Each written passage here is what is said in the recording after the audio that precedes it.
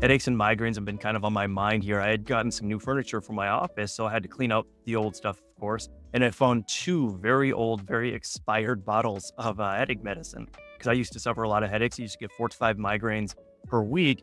And I got to thinking about some of the approaches that I use and what's really worked for me and what's worked for a lot of my patients to help them get rid of their headaches and migraines. So I thought I'd talk about a little combination that I like to use, which is probably the most common herbal formula or herbal combination that I always use for my headache and migraine sufferers. Um, First and foremost, I always address the neck.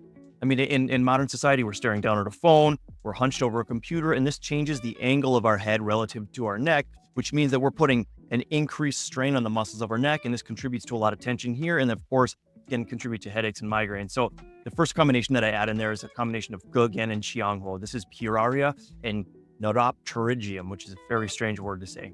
But this particular combination of herbs works very well on improving circulation through the cervical and thoracic spine and helps in really loosening and softening those muscles, which aids in regulating blood flow into the head, which is instrumental in my experience to dealing with headaches and migraine. I don't know that I've met many headache or migraine sufferers that don't have a neck component with their headache. So first and foremost, I always add those. Not only that, but there's pretty good research on them showing that they work very well with different types of headaches as well, especially occipital type headaches.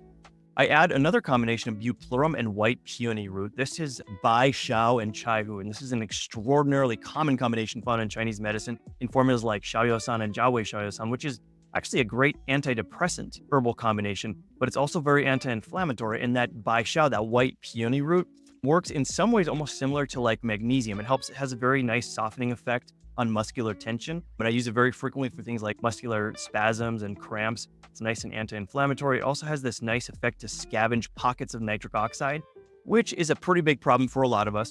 You know, we learn a lot about nitric oxide and the importance of nitric oxide and with modern supplementation and whatnot. But what can happen is nitric oxide can collect in pockets, and when it collects in too much like this, it's actually inflammatory. So it can cause muscular tension, it can cause burning type pains, it can actually have nerve inflammation. So white peony root is found to actually scavenge these pockets and sort of smooth them out.